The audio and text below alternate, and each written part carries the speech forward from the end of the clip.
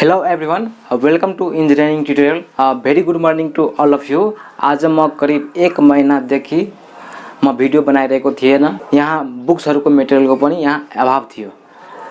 र यति कुरा त फिक्स छ कि यो लकडाउनले अरु कुरा नगरे पनि हामी जुन युवा शक्ति छौं, जुन ब्याचलर लाइफमा हामी जुन पढिरहेका थियौं इन्जिनियरिङ स्टुडेन्टहरु, हरेक युवा भित्र एउटा छुट्टै किसिमको सपना थियो, जुनून थियो। त्यो जुनूनलाई यसले नेगेटिभ तरिकाले असर पाइरहेको छ, त्यो हामीलाई थाहा छ। सबैजनालाई पारिरहेको छ। के गर्ने इच्छा थियो, त्यो सबै इच्छालाई मार्दै छ। हामी आशा गरौँ कि यो लकडाउन छिटै खुलोस् र एउटा नर्मल वातावरणको सिर्जना होस् र फेरि पनि हामीले आफ्नो सपनालाई उजागर गरेर हामीले के गर्नु पर्यो, त्यसलाई सफलताको साथ हामीले सफलताको शिखरमा पुर्याउनु पर्यो। र यो लकडाउनले धेरै विद्यार्थीहरूलाई पढ्नबाट मन हटाइसकेको छ र हामीले के गर्नु पर्यो, हेर्नुस्, जीवनमा कुन कुराबाट सफलता हुन्छ, जीवनमा जुन काम तपाईलाई गर्न मन लाग्दैन त्यही कामबाट प्रायजसो सफलता प्राप्त भएको हुन्छ। हेर्नुस्, एकचोटी विचार गर्नुस्, पढाइमा हामीलाई मन लाग्दैन तर हामीले सफलता भनेको प्रायबाट नै के गर्छौं, पाउँछौं। त्यही भएर दिनहु केही न केही आफ्नो सिलेबसलाई के गर्नु पर्यो, अगाडि सार्दै जानु पर्यो। अब हाम्रो अहिले 8 सेमेस्टर चलिरहेको थियो, फर्स्ट, थर्ड, फिफ्थ र 7 सेमेस्टर चलिरहेको थियो, जसको एक्जाम हरेक युनिभर्सिटीमा अहिले पनि भएको छैन र कुनै कुनै युनिभर्सिटीमा गर्ने तयारीमा छन्। अब के गर्नु पर्यो, त्यो 8 सेमेस्टरको एक्जामलाई अहिले हामी फोकस नगरेर हामीले के गर्नु पर्यो, इभेन सेमेस्टरको बारेमा सोच्नु पर्यो र त्यसको बारेमा हामीले फर्दर के गर्नु पर्यो, आफ्नै सेल्फ स्टडी गरेर जहाँबाट मेटेरियल भएर पनि हामीले के गर्नु पर्यो, स्टडी गर्नु पर्यो। यति कुरा हामीले अलिअलि गर्दै जानुपर्छ अनि हाम्रो जीवन एउटा राम्रो दिशामा जान सक्छ भनेर मलाई विश्वास लागेको छ। र आजको भिडियो के रहेको छ, यो अब म प्रायजसो प्र्याक्टिकली बेस्डमा म भिडियो बनाउनु छु। अब प्र्याक्टिकली बेस्ड भनेको जब हामी एउटा सिभिल इन्जिनियरिङ भएर जब फिल्डमा काम गर्न जान्छौँ त त्यहाँ विभिन्न प्रकारको समस्याहरू आएको हुन्छ। र त्यही समस्यालाई हामीले कसरी सजिलै तरिकाले भनेको बुककै थ्योरी पार्टलाई हामीले प्र्याक्टिकलीको साथ बुझ्नु पर्यो। र तपाईले मैले यो भिडियोमा आरसीसी को जति पनि समरी पार्टहरु छ त्यो समरी पार्टहरु कम्तीमा 40 वटा समरी पार्टहरु मैले ल्याएको छु र त्यो समरी पार्टहरु तपाईहरुले के गर्नु पर्यो, एउटा कपीमा टिपोट गर्नु पर्यो र त्यसलाई याद के गर्नु पर्यो, गरिराख्नु पर्यो। त अब सबभन्दा हाम्रो यस्तो के त, some technical points of steel every civil engineering must know. 40 वटा टेक्निकल पोइन्ट छ, त्यो सिभिल इन्जिनियरिङले जान्नै पर्ने छ। त्यो आरसीसी मा स्टिल रेनफोर्स बेस्डमा छ। त ल त आजको भिडियो हामी सुरु गरौँ।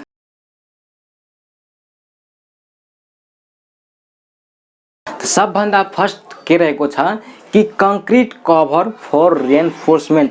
जब हामीले रेनफोर्स आरसीसी को घर बनाउँछ, बिल्डिङहरु बनाउँछ, त त्यसमा कभर पनि हामीले दिनुपर्छ। कभरहरु मोइस्चरबाट बचाउनको लागि, टेम्परेचरबाट बचाउनको लागि कभर के रहेको छ तपाईको फिगरमा यहाँ शो भइरहेको छ। म यहाँ लेख्दै, यहाँ तपाईको टाइपिङ हुँदै जान्छ, म यहाँ भन्दै जान्छु, त्यो हेर्दै जानुस् अनि बुझ्दै जानुस्। त कभर हाम्रो बीम स्लेबरहरुको हुन्छ। सबभन्दा पहिला फुटिङको कति हुनु पर्यो, फुटीको 3 इन्च हुनु पर्यो और 75 mm हुनु पर्यो। त्यतिको अराउन्ड अथवा 5 सेन्टिमिटर बढी 5 सेन्टिमिटर कम पनि हुन सकिन्छ। फुटिङको यो भयो। अनि कलमको कति हुनु पर्यो त, 1.5 इन्च और 40 mm हुनु पर्यो। त्यो तपाईको यहाँ शो भइरहेको छ। अनि बीमको कति हुनु पर्यो, बीमको 1.5 इन्च र त्यसको पनि 40 mm नै हुनु पर्यो और त्यसको इन्चमा कन्भर्ट गर्दाखेरि। अनि त्यसपछि स्लेबको कति हुनु पर्यो, स्लेबको 3/4 इन्च हुनु पर्यो और 20 mm हुनु पर्यो। अब लास्टमा कुन आयो, स्टेयर। अब स्टेयरको कति हुनु पर्यो, त्यसको पनि 3/4 इन्च और 20 mm हुनु पर्यो। सेकेन्डमा अब तपाईले जब साइडमा जाँदाखेरि त्यहाँ वेट अफ द स्टिल बारहरु हामीले क्याल्कुलेसन गर्नुपर्ने हुन्छ। यो यसमा यो कन्स्ट्रक्सनमा कति वेट अफ द स्टिल बार लाग्छ भनेको बीम कलम अनुसार। त वेट अफ द स्टिल बार निकाल्नको लागि तपाईको फर्मुला के रहेको छ, d²/162.2 किलोग्राम पर मिटर। यो किलोग्राम पर मिटरमा छ। त्यसोमा त्यसकै स्टिल अफ द बार को हामीले थर्ड भनेको किलो फिटमा हेर्ने हो भने d²/533 किलोग्राम पर फिट रहेको छ। अब फोर्थ नम्बरमा अब हाम्रो के रहेको छ, एमएस बार। फोर्थ नम्बरमा standard length of the MS bar mild steel bar जुन हाम्रो डेली लाइफमा प्रयोग भइरहेको छ माइल्ड स्टिल बार के हो त्यो सो भइरहेको छ त्यो भनेको त्यसको full length of deformed MS bar is about 40 feet को हुन्छ। इट मिन्स 12 मिटर को भयो यो डिफर्म बारहरू। अब 5th नम्बरमा जब हामी कन्स्ट्रक्सनमा काम गर्न जान्छौँ त त्यहाँ भनेको विभिन्न प्रकारको के रहेको हुन्छ स्टिल बारहरू युज भएको हुन्छ त्यसको सर्ट फर्महरू हामीले जानिराख्नु पर्यो। त्यो भनेको 5th मा के रहेको छ टीएमटी। टीएमटी भनेको थर्मोमेकेनिकल ट्रिटेड बार त्यो भनेको के हो त्यो पनि तपाईको सो भइरहेको छ। र 6th नम्बरमा आयो टीएमएक्स त्यो भनेको थर्मेक्स पावर्ड बार त्यो भनेको तपाईको यहाँ सो भइरहेको छ कस्तो रहेको छ हेरिहाल्नुस्। अब त्यसपछि 7 नम्बरमा रहेको छ के एसडी। एसडी भनेको सुपर डक्टाइल बार त्यो पनि तपाईको यहाँ फिगरमा सो भइरहेको छ। त्यसपछि 8 नम्बरमा आयो हाम्रो एचवाईएसडी बार भनेको high yield strength deform bar त्यो पनि तपाईको यहाँ सो भइरहेको छ। र त्यसपछि आयो हाम्रो सीटीडी त्यो भनेको कोल्ड ट्विस्टेड बार डिफर्म भनेको यो भयो भनेको यसरी भएर हाम्रो 5 वटा बारहरू हाम्रो साइडमा आउन सक्छन् र हामीले चिन्नु पर्यो यो कुन बार रहेको छ अनि यसको युजहरु म पछाडी भन्दै जान्छु। त्यसपछि हाम्रो आयो 10 नम्बरमा भनेको टाइप्स अफ द स्टिल। अब स्टिल हाम्रो कुन बिल्डिङमा कुन प्रकारको स्टिल प्रयोग गर्ने हो त्यो पनि हाम्रो मेनली 2 टाइपमा डिभाइड गरेको छ। एउटा हुन्छ हाम्रो माइल्ड स्टिल बार जुन नियरली कमन रूपमा प्रयोग भइरहेको छ। माइल्ड स्टिल बार भनेको कति भयो त्यो भनेको 250 न्यूटन पर एमएम स्क्वायर त्यसको स्ट्रेन्थ हुन जान्छ जुन भनेको त्यसको क्यारेक्टरिस्टिक स्ट्रेन्थ हो।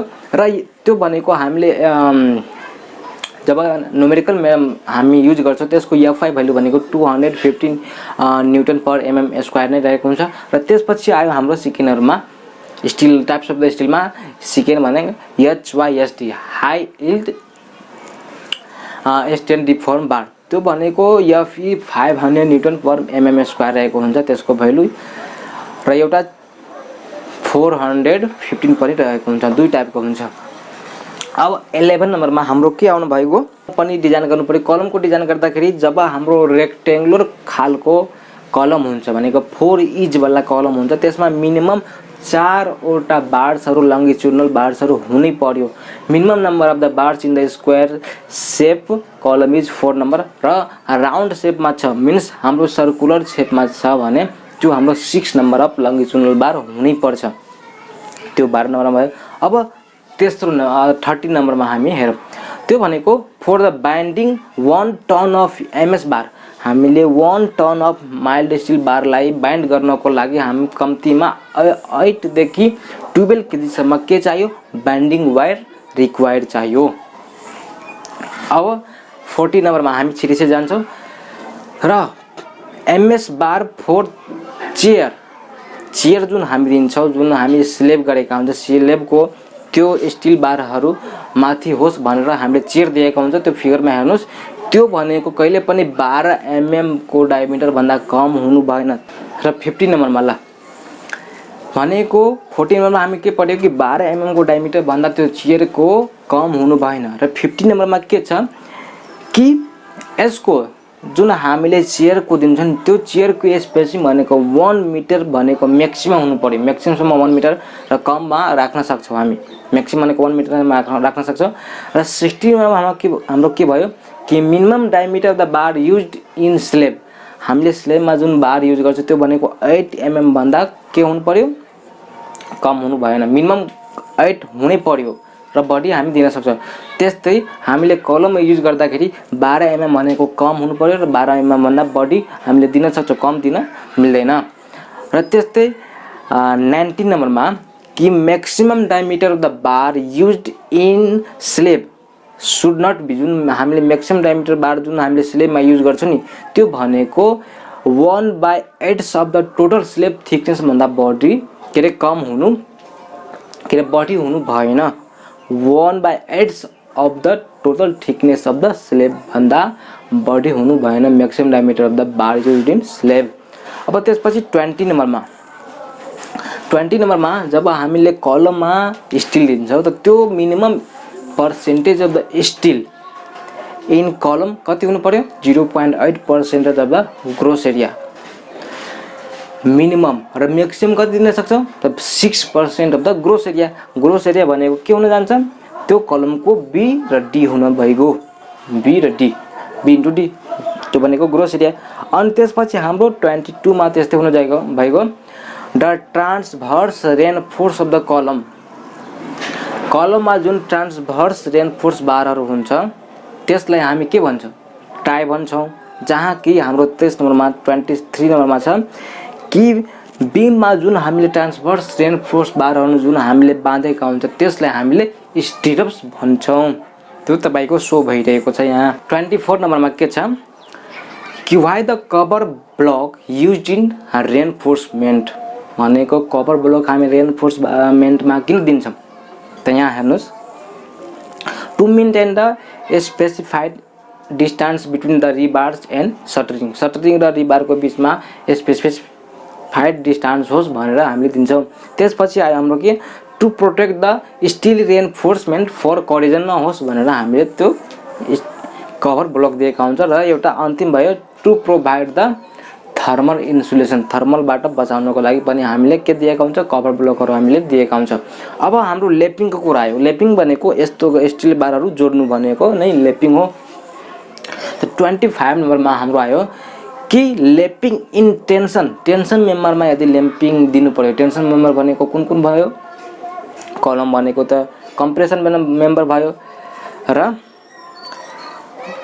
बीम भनेको फ्लेक्सुरल मेम्बर टेन्सन मेम्बर पनि त्यसलाई भन्न सकिन्छ अब त्यो टेन्सन जोनमा यदि हाम्रो लेपिङ जुन जानु हुनु पर्यो त्यो भनेको लेन्थ भनेको 50 डी टु 60 डी सम्म हुन सक्छन् त्यो भनेको डी भनेको डायमिटर अफ द बार भयो त्यस्तै लेपिङ इन कम्प्रेसन जोनमा यदि भयो भने त्यो भनेको 24 डी हुन्छ डी भनेको त्यही डायमिटर अफ द बार भयो यो तपाईले याद राख्नु पर्यो नोट बनाउनु पर्यो अनि मजाको साथ number of the stirrups in bar अब स्टिरप जुन हामीले बीममा दिन्छौं हैन त्यो स्पेसिङ जुन चुरी त्यसलाई भन्छ त्यो स्पेसिङ कतिमा हुनु पर्यो त त्यसको फर्मुला भनेको त्यो कतिवटा नम्बर 12 त्यसमा लागु हुनु पर्यो त त्यसको के रहेको छ फर्मुला कि क्लियर स्प्यान त्यसको क्लियर स्प्यान कति छ divide by centre to centre spacing कति छ त्यो +1 त्यो हाम्रो फर्मुला रहेको छ सिमिलरली 28 नम्बरमा कि minimum hook length of the stirrups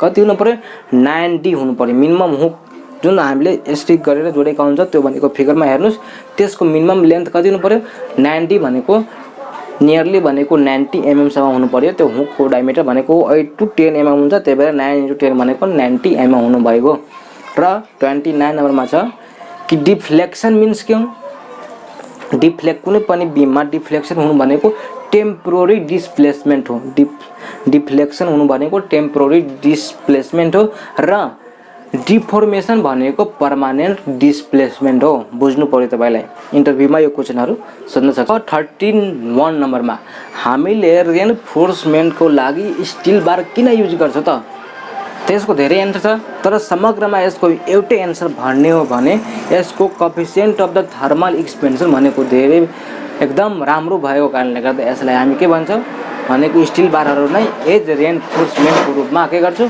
हामी युज गर्छौं अब अहिले मैले स्टिरप्स भने हैन त्यो स्टिरप्सको हुक्स लेन्थ जुन हुन्छ नि stirrups hooks angle should be 135 degree नै हुनुपर्छ त्यस्तै अब 33 नम्बरमा एमएस बार लार्जर देन यदि 36 डायमिटर को भयो भने लेपिङ गर्दाखेरि हामीले युज गर्नु भएन त्यहाँ के गर्नु पर्यो वेल्डिङ को नै हामीले युज गर्नु पर्यो त्यो भनेको 33 नम्बरमा यहाँ छ र 34 नम्बरमा के हो कि no lapping should be placed in tension zone lapping हामीले टेन्सन जोनमा दिनु भएन र 35 नम्बरमा छ the longitudinal bar should be bent at 90 degree जुन लंगिट्युडनल बारहरु मेन बारहरु हुन्छ जुन भनेको यदि मोड्यो भने त 90 डिग्रीमा नै यसलाई मोड्नु पर्छ न कम न बेसी र bent length should not be less than 8 inch और 1.5 फीट त्यो लेन्थ भनेको त्यतिमै हुनु पर्यो र 36 नम्बरमा छ कि end hook angle of longitudinal bar of the column and beam should be 90 degree. end hook को एंगल र longitudinal bar को के हुनु पर्यो कलम र बीम मा 90 डिग्री नै हुनु पर्यो र 37 नम्बरमा छ कि more than 50% of the bar should not be left in one zone भनेको एउटै जोनमा 50% भन्दा बढी बारहरु के हुनु भएन त्यो भनेको लेफ्ट हुनु भएन र 38 नम्बरमा छ the length of the hook should not be less than 12d भनेको हुक को लेन्थ 12d भन्दा कम हुनु भएन वेयर d भनेको डायमिटर अफ द बार भयो र 39 नम्बरमा छ कि Young's modulus of the steel कति हुन्छ 2 * 10⁵ न्यूटन पर mm स्क्वायर हुन्छ त्यो त हामीलाई थाहा छ यो पनि याद राख्नु पर्यो र अन्तिम र लास्ट यति महत्त्वपूर्णमा सबभन्दा लास्ट र 14 नम्बरमा के छ the strength of the reinforcement should not be less than 50% the percentage of the its design strength भनेको हामीले जति पनि के गर्यौं स्ट्रेन्थ जुन रेनफोर्समेन्ट को छ त्यो भनेको should not be less than 50% of the design strength त्यो हुनु पर्यो त्यो यति हाम्रो 40 वटा के भयो रिमेम्बरिङ प्वाइन्टहरु भयो जुन हामीले आरसीसी मा पढ्यो र त्यही मैले समरी गरेर तपाईलाई मैले एज होल ग्रुपमा जानकारी दिए र अर्कै भिडियोमा फेरि हामी भेट गर्छौं तबसम्मको लागि तपाई प्लेलिस्टमा जानुस् धेरै प्रकारको भिडियोहरु मैले अपलोड गरिसकेको छु हेर्नुस् मजाको साथ र एउटा कुरा याद राख्नुस् कि हामीले यो लकडाउनले हामीलाई जति पनि कमजोर पारे पनि हाम्रो इन्टरनल एनर्जी भनेको इच्छा शक्ति छ त्यो हामीले कायम राख्नै पर्छ र यो बतरा नर्मल नहुन्जेलसम्म हामीले त्यसलाई कायम राख्नु पर्छ र नर्मल भइसकेपछि फेरि हामीले आफ्नो लक्ष्यलाई पूरा गर्नुपर्छ जस्तै भए पनि जहाँ भए पनि ल त यो भिडियोमाथि अब अर्को भिडियोमा हामी भेट गरौँला thank you for watching bye by